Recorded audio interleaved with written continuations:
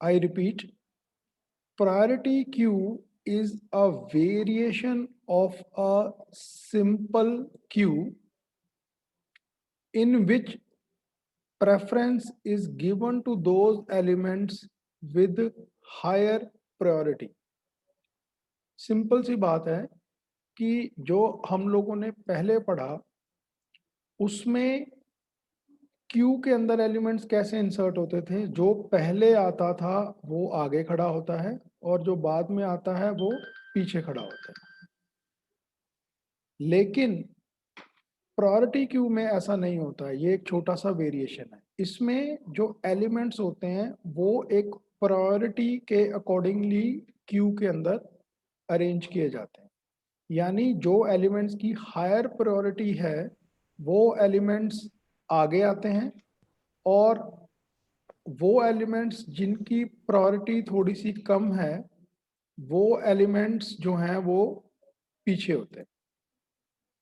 तो इसका मतलब क्या है, मैं आपको एक एग्जांपल दिखाता हूँ। अगर हम लोग मान के चले कि अगर 5 इज द हाईएस्ट प्रायोरिटी, अगर वो सारे एलिमेंट आगे हैं, let me give you an example. I think things will be more clearer with an example. तो यहाँ पर एक हम लोग टेबल बनाते हैं।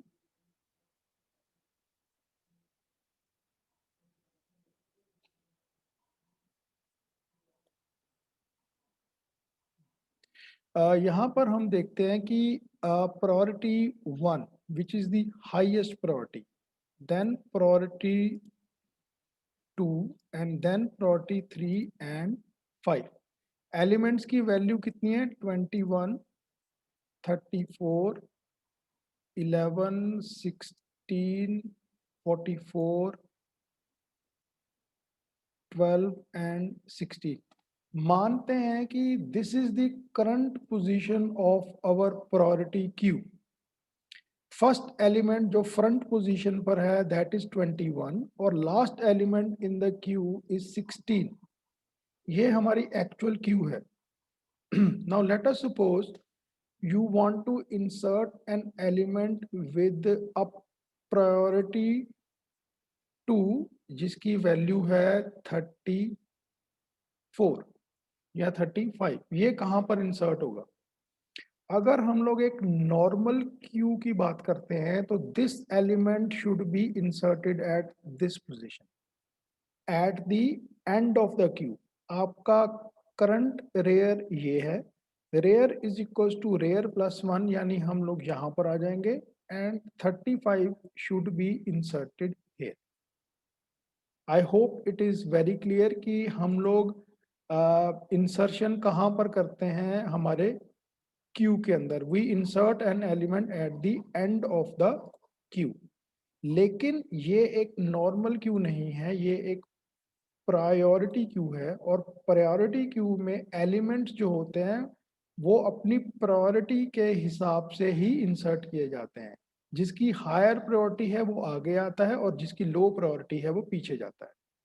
तो हमारे जो फर्स्ट 3 एलिमेंट्स हैं उनकी प्रायोरिटी क्या है? हाईएस्ट प्रायोरिटी है, दैट इज प्रायोरिटी नंबर 1। उसके बाद हमारे पास 2 एलिमेंट्स हैं जिनकी प्रायोरिटी है 2 और उसके बाद एक एलिमेंट आता है जिसकी प्रायोरिटी है 3। नाउ जिस एलिमेंट को आप इंसर्ट करना चाहते हैं उसकी प्रायोरिटी कितनी है? 2। दैट मीन्स वो कहां पर आना चाहिए? वो इस एलिमेंट के आगे आना चाहिए, क्योंकि इस एलिमेंट की प्रायोरिटी 3 है और जिस एलिमेंट को हम इंसर्ट करना चाहते हैं उसकी प्रायोरिटी 2 है। तो ये इंसर्शन कैसे होगी? इस एलिमेंट को एक्चुअली यहां से पीछे की तरफ मूव करना पड़ेगा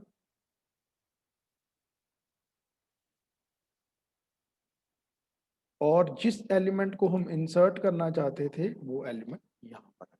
सो this is how the insertion should happen in the priority queue. लेकिन क्या एक सिंपल क्यू के अंदर ऐसा अलाउड है? The answer is no. क्यों?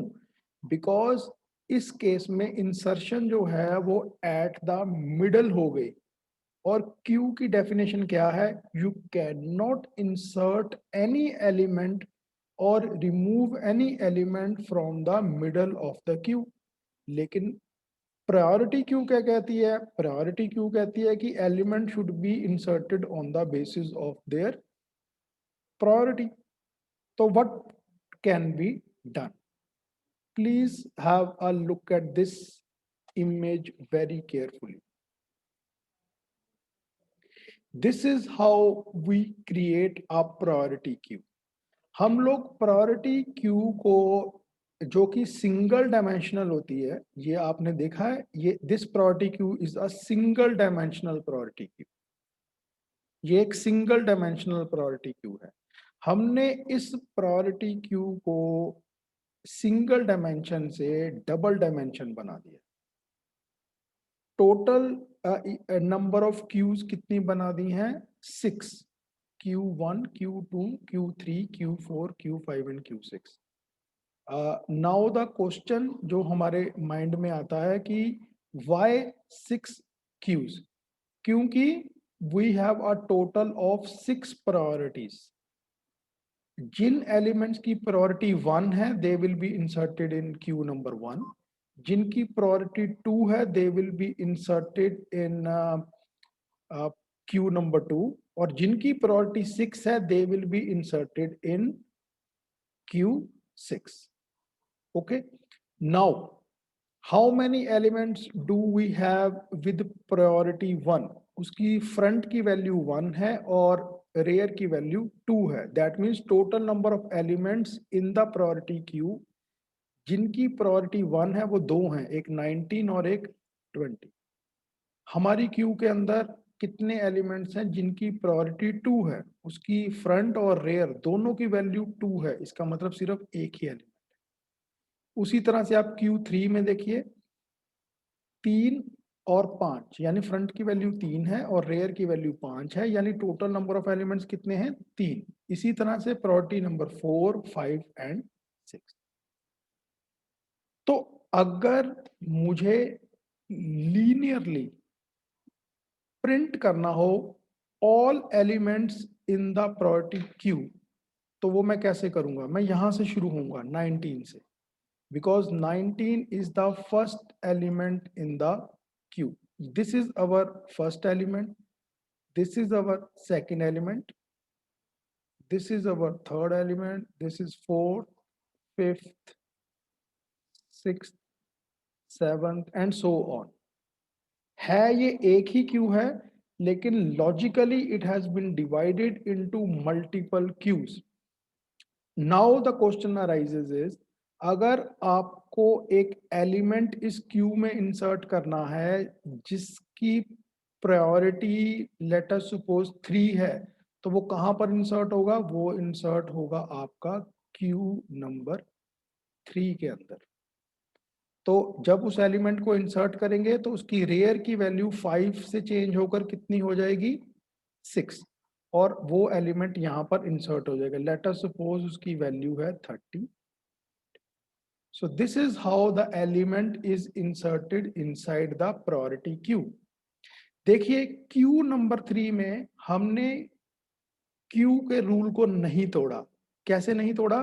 क्योंकि element was inserted eight the end of the Q number 3, isn't it? हमने कोई रूल नहीं तोड़ा, हमने क्यू नंबर 3 के एंड में यानी रेयर के बाद में इस एलिमेंट को इंसर्ट किया। लेकिन अगर मैं पूरी की पूरी प्रायोरिटी क्यू को, 2 डायमेंशनल को एक साथ देखता हूं, तो मैंने एलिमेंट को इन द मिडल इंसर्ट कर दिया जहां पर उसकी पोजीशन बनती थी। यानी मैंने प्रायोरिटी क्यू को भी इंप्लीमेंट किया और क्यू के रूल को भी नहीं तोड़ा। सो that means what is a priority queue? मैं रिपीट करता हूं, priority queue is a special queue in which the elements are arranged according to their priority. Hence, the elements can be inserted in the middle. But a simple queue does not allow that. So, how we can implement a priority queue? We can implement a priority queue using a 2 dimensional array इस तरह से। जो first row है that represents Q1, Q2, Q3 and so on. Her Q के लिए अलग से front और अलग से रेयर मेंटेन किया जाएगा। तो हम सबसे पहले चेक करेंगे कि जिस एलिमेंट को आप इंसर्ट करना चाहते हैं उसकी प्रायोरिटी क्या है। लेट अस सपोज जो नया एलिमेंट इंसर्ट करना है उसकी प्रायोरिटी है 4। तो 4 का मतलब क्या है, it will be inserted in queue number 4। कैसे इंसर्ट करेंगे, 5 के बाद यहां पर आ जाएगा 6 और एलिमेंट इंसर्ट हो जाएगा यहाँ। तो with this we come to the end of priority queue क्या होती है। अगर आप लोगों को समझ में आ गया है तो यू कैन टाइप यस। अगर आप कोई क्वेश्चन पूछना चाहते हैं तो you can type that question in the chat window.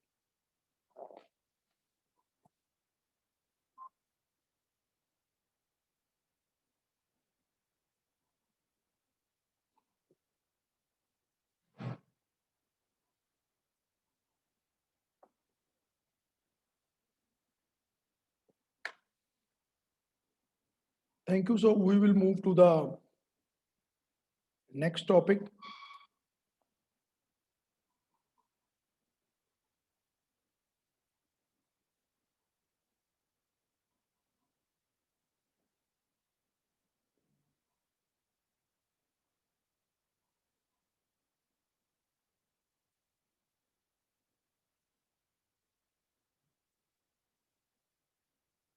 Our next topic is a new data structure जिसका नाम है स्टैक।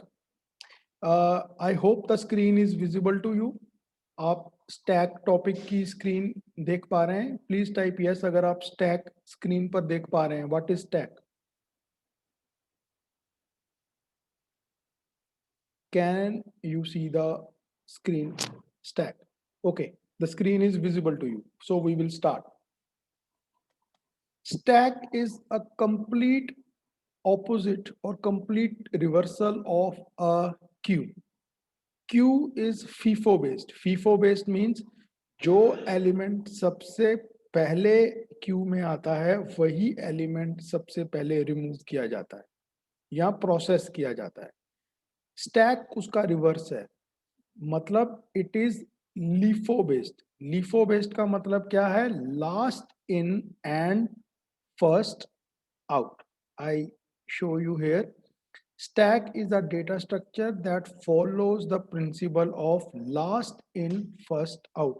That means जो एलिमेंट स्टैक के अंदर लास्ट में इंसर्ट होता है हम लोग उसी को सबसे पहले रिमूव या प्रोसेस करते हैं। क्या आप I hope you are able to see this image. This is a stack of books.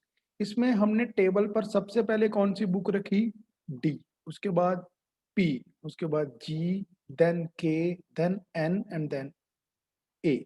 यानी हमने इस स्टैक में जो सबसे लास्ट में बुक रखी दैट इज बुक ए। अब इसी स्टैक में से अगर मुझे बुक्स को उठाना पड़ेगा तो सबसे पहले मैं जो बुक उठाऊंगा that will B book A. So book A was the last to be inserted and the first to be removed. This is the principle of stack. I repeat, what is the definition of a stack data structure? Stack is a data structure that follows the principle of last in and first out. So that means the element which is inserted at the last is the first one to be processed. This is a complete reverse of what is a queue.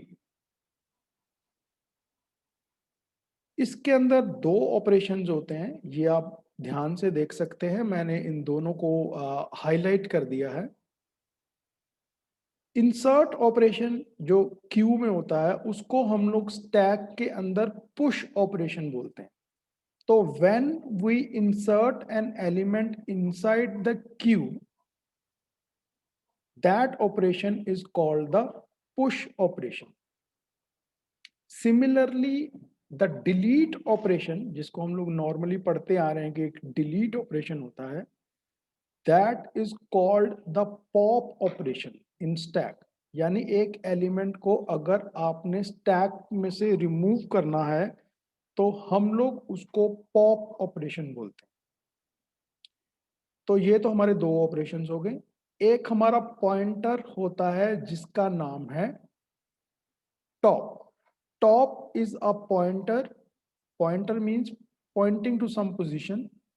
Top is a pointer जो हमें बताता है कि हमारा सबसे ऊपर वाला element stack का कौन सी पोजीशन पर पड़ा है।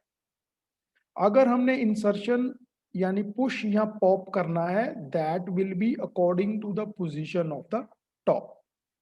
यहां आ जाते हैं। इस बुक के अंदर, इस टैग के अंदर टोटल ऑफ 6 बुक्स पड़ी हैं। So that means the book D is at position number 1 and book A is at position number 6। तो हमारे टॉप की वैल्यू कितनी है? हमारे टॉप की वैल्यू है 6। अगर हमने एक एलिमेंट को पॉप करना है यानी रिमूव करना है स्टैक में से, तो हम लोग टॉप वाले एलिमेंट को रिमूव करेंगे। तो हमारा टॉप जो है रिमूव करने के बाद वो -1 हो जाएगा। यानी पहले टॉप की वैल्यू कितनी है? 6। जैसे ही हम लोग पॉप ऑपरेशन परफॉर्म करेंगे तो हमारे टॉप की वैल्यू कितनी हो जाएगी? 5। सिमिलरली जब हम लोग एक एलिमेंट को पुश करेंगे तो हमारे टॉप की वैल्यू कितनी हो जाएगी? 7। और जो भी एलिमेंट है हम लोग उसकी वैल्यू वहां पर लिख दें। So this is it. We have understood what is the definition of the stack. मैं आपको ये नोट्स प्रोवाइड करूंगा अभी थोड़ी देर में ही। तो स्टैक की डेफिनेशन क्या है? It is last in first out based data structure. इसके अंदर हम लोग सिर्फ दो ऑपरेशंस परफॉर्म करते हैं, एक पुश और एक pop. Push means inserting an element into the stack and pop means removing the element from the stack. उसी तरह से एक पॉइंटर होता है, that is called top. Top means आप जो push and pop operation perform करने वाले हैं वो कौन सी पोजीशन पर परफॉर्म। क्या ये चीज आप लोगों को क्लियर है? If it is clear please type yes, so that हम लोग धीरे धीरे से इसके ऑपरेशंस को स्टडी करना शुरू करें।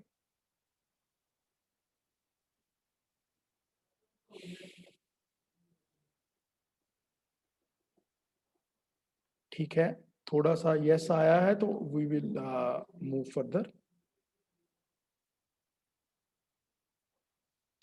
So, what are the various applications of a stack? आप स्टैक कहाँ कहाँ पर यूज करते हैं? इसके कुछ एग्जांपल्स आगे आएंगे तो हम लोग एक एक एग्जांपल को करेंगे भी। लेकिन अभी आप सिर्फ इतना याद कर सकते हैं कि हम लोग रिकर्शन इंप्लीमेंट करने के लिए स्टैक यूज करते हैं, एक्सप्रेशन को सॉल्व करने के लिए स्टैक यूज करते हैं। एक्सप्रेशन का मतलब है a is equal to b plus c. अगर कंप्यूटर को a is equal to b plus c को सॉल्व करना है तो वो स्टैक यूज करेगा। रिकर्शन आप जानते ही हैं, जब एक फंक्शन खुद को कॉल करता है तो हम लोग उसको रिकर्शन बोलते हैं। जब हम उसको सॉल्व करते हैं तो हम लोग स्टैक यूज करते हैं।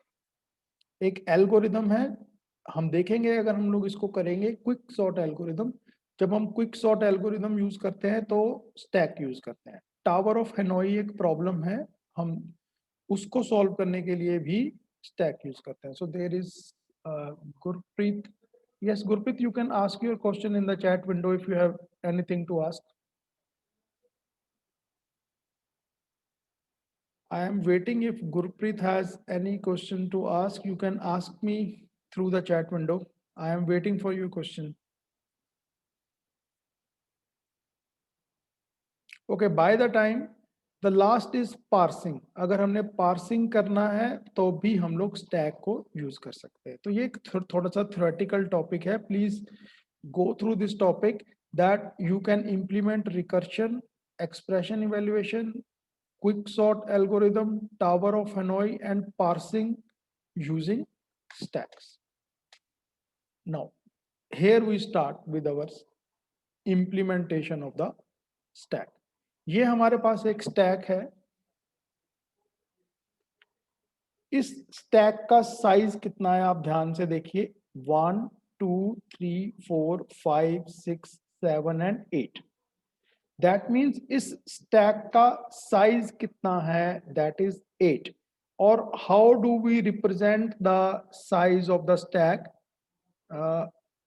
ये ध्यान से देखिए, मैंने यहाँ पर हाईलाइट किया है मैक्स ऑफ एस टी के, MAX STK। What is MAX STK? This is the maximum size of a stack. Is it clear? तो यहाँ पर फिगर पर वापस आते हैं। जैसा कि आप देख सकते हैं यहाँ पर स्टैक का साइज 8 है, तो मैक्स MAX STK की वैल्यू कितनी है, 8। ये हमारे लिए जरूरी है। क्यों? क्योंकि जब हम लोग एलिमेंट को स्टैक के अंदर पुश करते हैं तो हम लोग तभी तक पुश कर सकते हैं जब तक टॉप की वैल्यू मैक्स ऑफ स्टैक से कम होगी। अगर आपके टॉप की वैल्यू मैक्स ऑफ स्टैक के बराबर है, इसका मतलब क्या है कि अगर आप अब इंसर्ट करेंगे तो that will be an overflow condition. आप इंसर्ट नहीं कर सकते। सिमिलरली जब टॉप की वैल्यू नल होती है या जीरो होती है, इसका मतलब क्या है, आपका स्टैक खाली है। Top is equal to zero या top is equal to null का मतलब क्या है कि आपका स्टैक खाली है। जब आपका स्टैक खाली है और आप डिलीशन ऑपरेशन परफॉर्म करने की कोशिश करते हैं, it means it is an under flow condition और आप ऐसा नहीं कर सकते। यही जो हमने पीछे फिगर देखी थी, ये उसका जो मैंने आपको एक्सप्लेन किया है। अब ये उसकी पिक्टोरियल रिप्रेजेंटेशन है। टॉप इज इक्वल टू 4, यहां आप देख सकते हैं, and max of STK is 8। आप मैक्सिमम वैल्यू इंसर्ट कर सकते हैं टॉप की वैल्यू 8 तक। जब टॉप की वैल्यू 8 हो जाएगी उसके बाद आप इंसर्शन नहीं कर सकते। तो let us start with the algorithm. Algorithm को स्टडी करते हैं। फर्स्ट एल्गोरिदम को बहुत ध्यान से देखेंगे और जब ये एल्गोरिदम समझ में आ जाएगा then I will take up कि आपको ये समझ में आया है कि नहीं आया है। तो what is the name of the algorithm? Push. इस एल्गोरिदम में हम लोग एक एलिमेंट का नाम क्या है, आइटम, इसको स्टैक के अंदर इंसर्ट करेंगे। Let us start. सबसे पहले हम जब इंसर्ट करेंगे तो सबसे पहले चेक करेंगे कि क्या ओवरफ्लो कंडीशन ट्रू तो नहीं है, मैं एलिमेंट स्टैक फुल तो नहीं है। अगर आपका स्टैक फुल है तो आप इंसर्शन नहीं कर सकते। If top is equal to max of stack, यानी अगर आपके टॉप की वैल्यू मैक्स ऑफ स्टैक के बराबर है, इसका मतलब क्या है कि आपका स्टैक फुल है। अगर आपका स्टैक फुल है तो you will simply print that the stack is full and you can exit the algorithm. हमने ऐसा क्यों किया? क्योंकि ओवरफ्लो कंडीशन है। स्टैक ओवरफ्लो कंडीशन में चला जाएगा अगर आप एलिमेंट को इंसर्ट करेंगे। If top is equal to max of stack, इसका मतलब आपका स्टैक फुल है, तो आप एल्गोरिथम से बाहर आ जाइए। अगर आपका टॉप मैक्स ऑफ स्टैक के बराबर नहीं है, इसका मतलब आप स्टैक के अंदर एलिमेंट को पुश कर सकते हैं। तो उसके लिए आप क्या करेंगे, आप पहले टॉप को नई पोजीशन पर लेके जाएंगे जहां पर एलिमेंट को पुश करना है। तो top is equal to top plus 1। अगर आप यहां पर ध्यान से देखेंगे तो आप top is equal to top plus 1 का मतलब क्या है, top will become 5। Top will point towards the upper box. जब आपने टॉप की वैल्यू को नई पोजीशन पर सेट कर दिया है, now the value of stack of top, यानी stack is the name of the array और द स्टैक, उसकी top position will become 8। Let us suppose you want to insert value 5 in this stack. सबसे पहले आप check कीजिए कि क्या आपके टॉप की वैल्यू मैक्स ऑफ स्टैक के बराबर है। Answer is no. टॉप की वैल्यू कितनी है 4 और मैक्स की स्टैक की कितनी है 8। यानी you will go to step number 2। Step number 2 क्या करेगा, आपके टॉप की वैल्यू को 1 से इंक्रीमेंट कर देगा, तो top will become 5। The last step is stack of top is equal to item. आप कौन सी आइटम को इंसर्ट करना चाहते हैं, value of. So this is how the push operation has been successfully performed.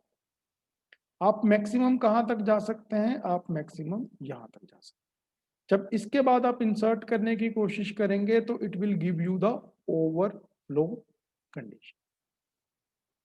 So I hope that the push algorithm is clear to all. Very simple algorithm. If it is clear, please type yes so that we can study the pop algorithm.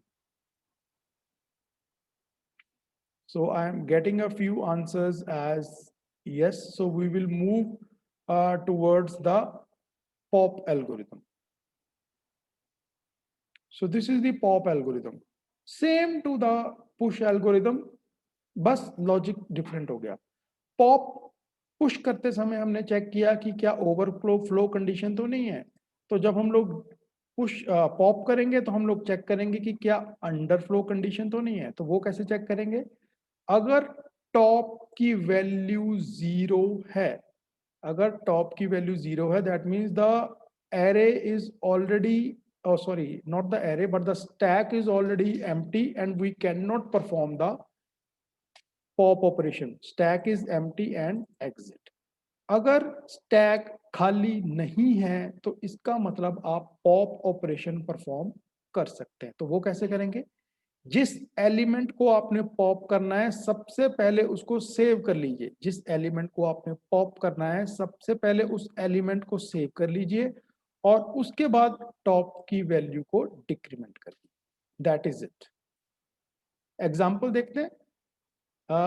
Please look at this example very carefully. मैं थोड़ा सा इसमें तेज तेज चलूंगा क्योंकि lecture जो है वो खत्म होने वाला है, लेकिन इस एग्जाम्पल से ही आपको दोनों एल्गोरिदम जो हैं वो समझ में आएंगे। ये करंट पोजीशन है आपकी। करंट पोजीशन क्या है आपकी कि आपके स्टैक के अंदर 3 एलिमेंट्स हैं। टॉप की वैल्यू कितनी है, टॉप की वैल्यू है 3 और मैक्सिमम ऑफ स्टैक कितना है 4। ये देखिए आपका फर्स्ट ऑपरेशन क्या है, पुश 12, यानी आप एलिमेंट को पुश करना चाहते हैं स्टैक के अंदर। क्या हम कर सकते हैं, द आंसर इज यस, क्योंकि टॉप की वैल्यू मैक्स ऑफ स्टैक से कम है। जब हम 12 को पुश करेंगे तो क्या होगा, आपका टॉप जो है वो 3 से 4 बन जाएगा और 12 जो है वो इंसर्ट हो जाएगा at the top position. I hope it is clear. हमारे पास पहले 3 एलिमेंट थे स्टैक के अंदर और पुश करने से 4 हो गए।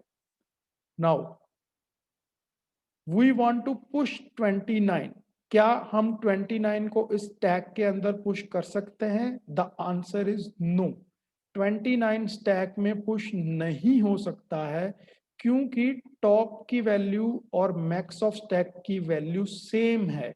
That means we cannot insert an or push an element into the stack. चलिए आगे चलते हैं। Next operation is pop. थोड़ा सा ध्यान दीजिए कि जब पॉप ऑपरेशन की बारी आई तो उसने वैल्यू नहीं दी कि किसको पॉप करना है। वो इसलिए नहीं दी क्योंकि ऑब्वियस ही है कि आप उस एलिमेंट को पॉप करेंगे जो टॉप ऑफ द स्टैक है। तो वापस चलते हैं, टॉप ऑफ द स्टैक पर कौन है, 12। तो 12 को किस में सेव कर लेंगे, आइटम में, और टॉप की वैल्यू को डिक्रीमेंट कर देंगे। तो टॉप अब क्या बन गया 26। फिर से पॉप करेंगे तो 26 को सेव कर लेंगे आइटम के अंदर और टॉप आ जाएगा सेकंड पोजीशन पर 19 पे।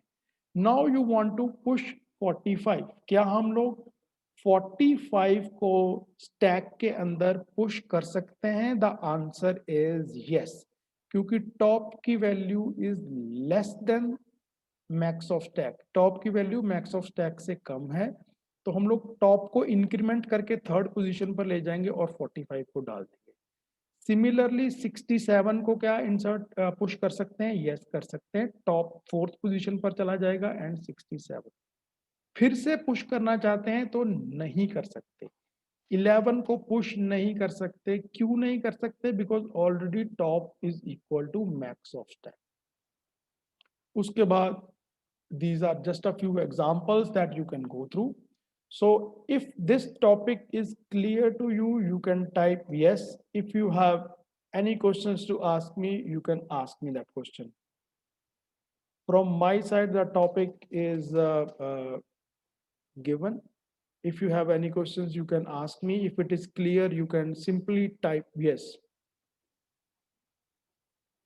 So I am waiting if the topic is clear.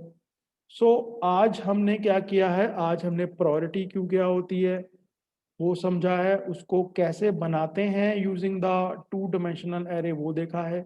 फिर हमने देखा है कि स्टैक क्या होता है, स्टैक के डिफरेंट ऑपरेशंस क्या होते हैं और उनकी एल्गोरिदम्स क्या होती हैं, ओवरफ्लो एंड अंडरफ्लो स्टैक के अंदर कैसे होता है। और फिर हमने एक डिटेल्ड एग्जांपल देखा जिससे हमें ये कॉन्सेप्ट जो है वो क्लियर होगा। I hope it is clear to you.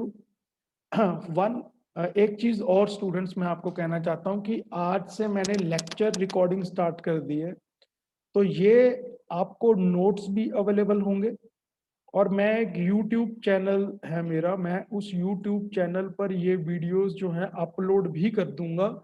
आपको जब भी सही लगे, आपको कोई भी दोबारा इस टॉपिक को पढ़ना हो तो आप मेरे यूट्यूब चैनल से ये वाले वीडियोस दोबारा से देख सकते हैं। Thank you.